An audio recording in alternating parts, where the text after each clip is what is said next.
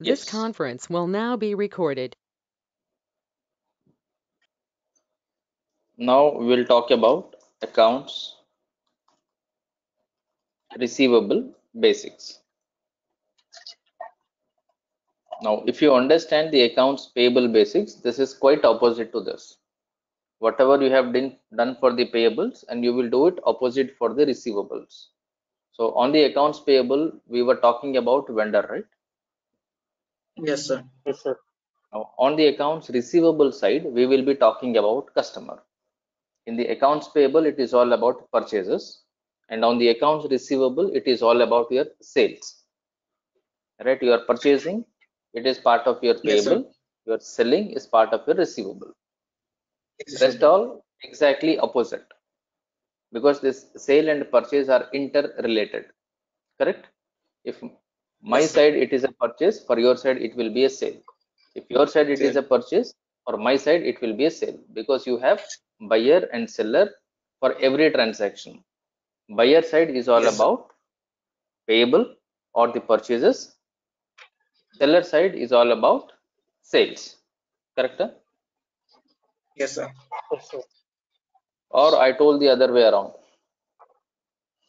I told buyer side is all purchases. Seller side is all sales. Is my statement correct? Sales. Yes, sir. I used buyer, I used seller. Buyer is what? Buyer does purchase. Purchase. Seller does sale. Sales.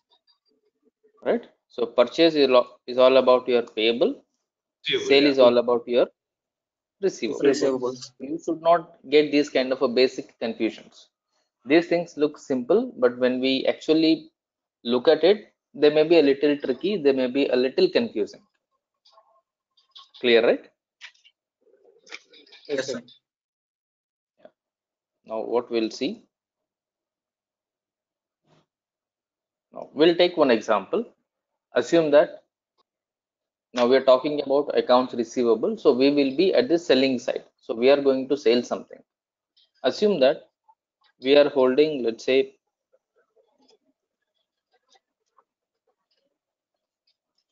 ABC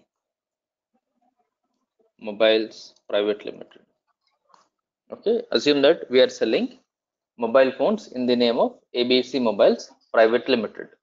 Now, when you talk about ABC Mobiles Private Limited, what will be your products basically? Mobiles. Mobile charger, Your accessories. mobile, your products will be either mobile phone or the accessories. Mobile. Accessories, Accessories. you may tell charger, earphone, or whatsoever. Yes. Now, let's say you have various transactions. Assume that I have transactions on 1st of July, 3rd of July, 5th of July, then probably 7th of July. So on 1st of July, I assume that sale of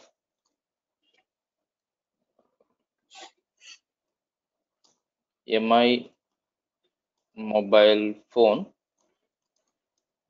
for 15,000, right? I'll say sale of MI mobile phone for 15,000. Now, am I writing the customer name? No, sir. Yes, sir.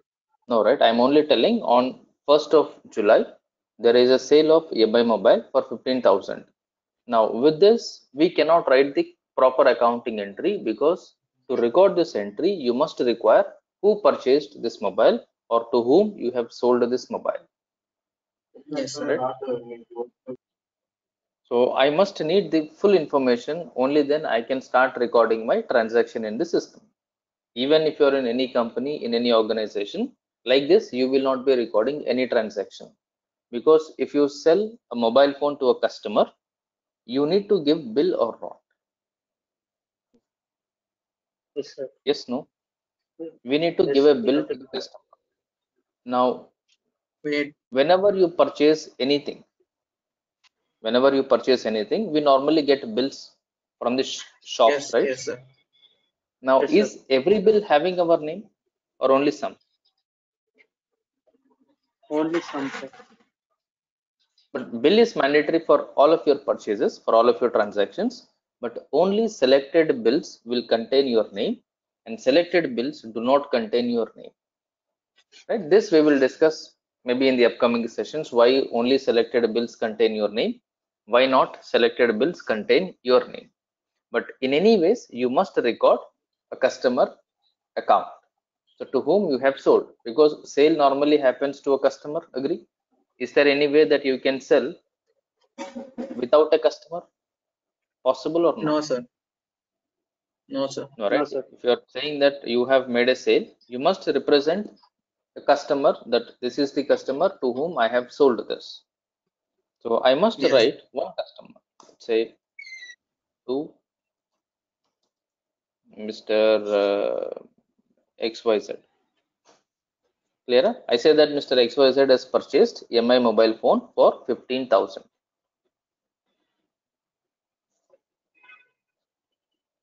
Now, assume that on 3rd, I have sold another mobile, which is sale of Samsung mobile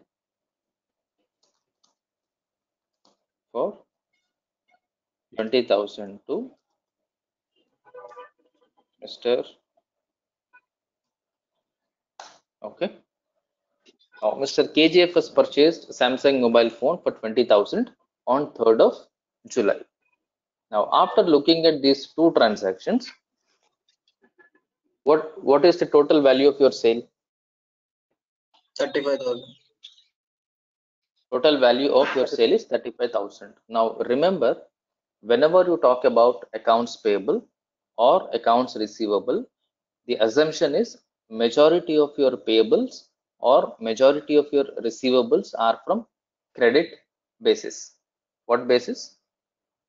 Credit basis. Credit basis. When we talk about a credit basis, what do we mean? You have sold today Yep. but not collected money or not received money today. Am I right? Yes, Yes, sir. sir. When I say that this is a credit transaction, sale happened today but collection did not happen today. Because I may give time of maybe 15 days or 1 month to the customer. Purchase the mobile today but pay me within 30 days or pay me within 15 days. Yes, sir. Now, on 5th, let's say sale of charger to Mr. for let's say 200. So on 5th, what happened? We have sold a charger for how much? 200. 200. For 200. Now, let's say on 7th, there is a return Return of of charger charger. from Mr. BBC for Yep. 200. 200. Now, I'll take one more transaction, maybe on 15th,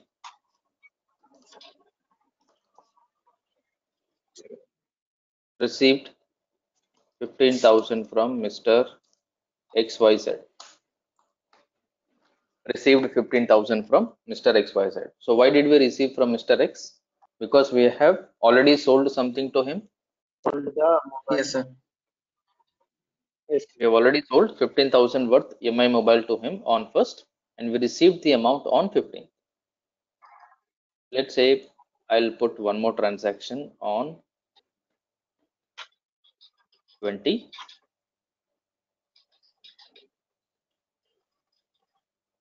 Received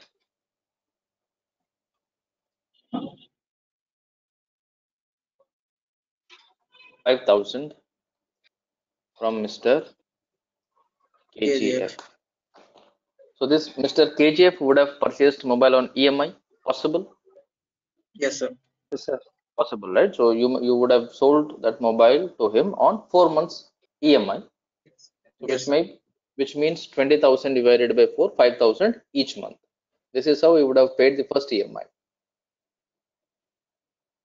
Now, assuming Yes, sir. these are your transactions, now the way you prepared your vendor account, in the similar way, you have to prepare the customer account or the customer statement.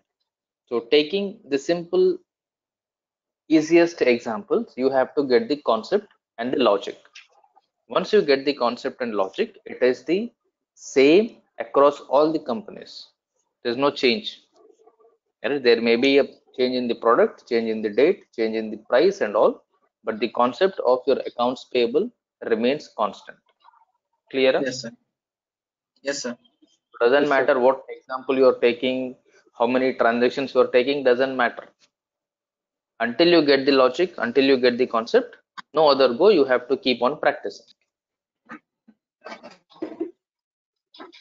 Now, if I prepare my, let's say, I'm directly preparing my customer account or customer statement here.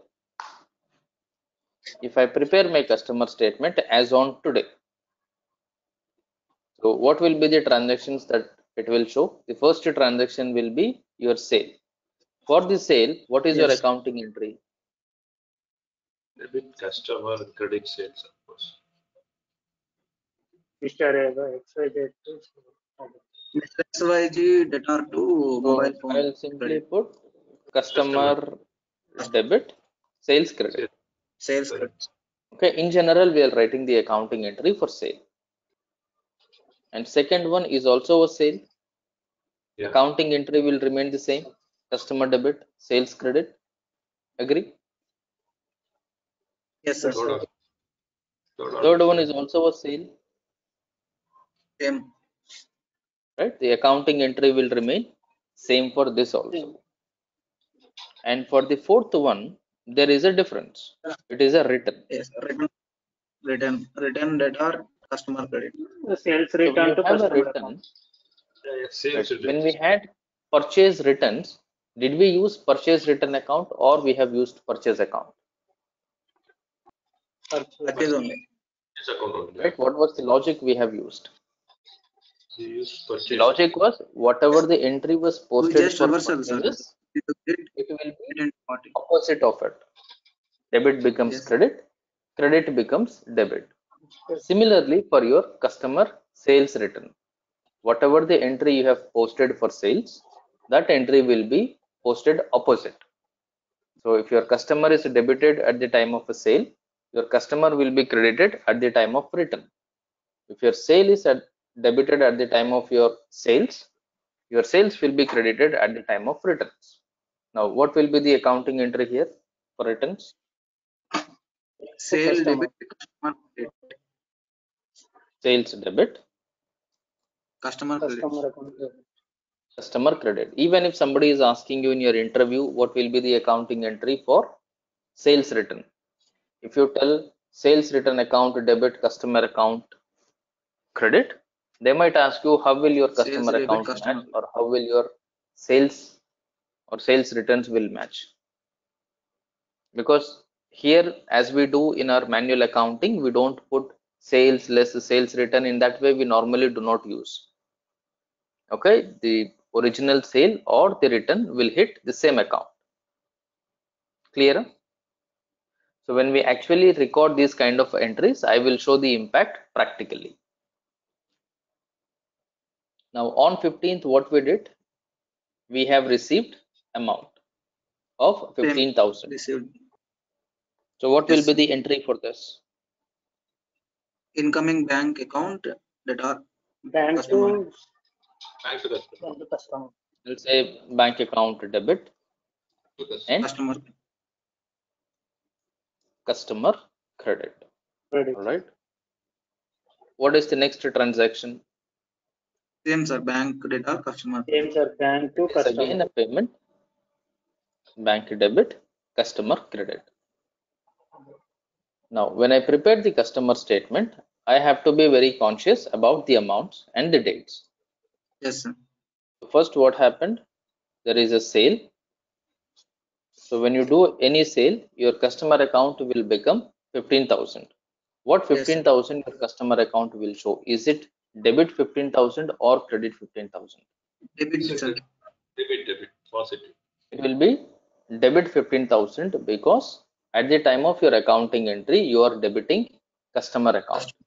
If your Yes. customer account is debited in your accounting entry, your customer account will show debit balance or will represent a debit side in the ledger account, will represent a debit balance in your trial balance, will represent debit side on your balance sheet, or it will show the debit balance on your balance sheet. Clear? Yes, sir. If it is debited during your journal entry, it will show either debit side or debit balance. If it is credited, either you put it on the credit side or it shows the credit balance. Now, second item, what happened? What is the second transaction? What is this? Debit of 20,000. Debit only, sir, 20,000. This is again a sales. Sales will again show a debit balance of 20,000. I'll put one more 20,000 here. Next transaction, what happened? There is a sale of 200 for charger. 200. Debit sales. Again, debit balance of 200. Again, it will show debit balance. Yes. Now, next, you did a return.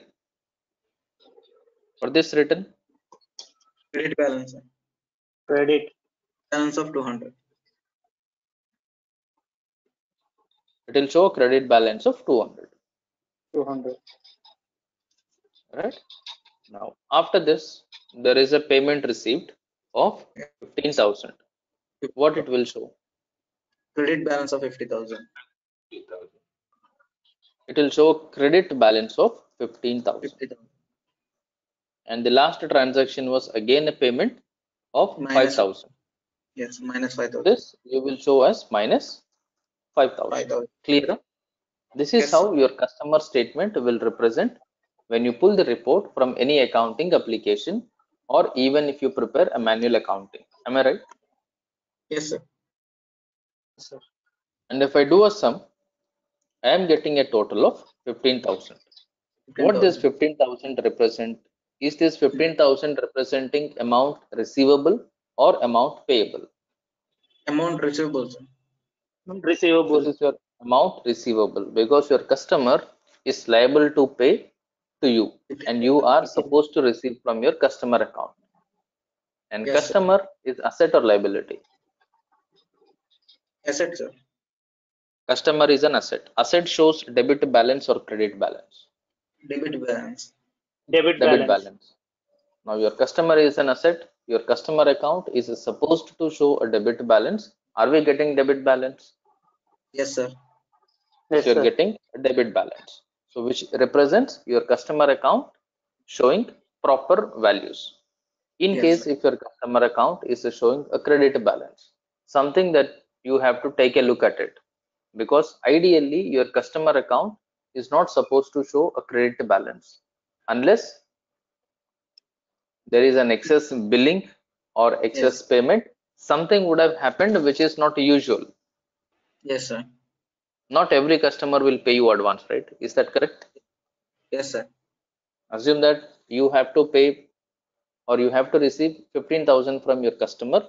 By mistakenly, your customer has credited 1,50,000 to your account. Possible or not possible?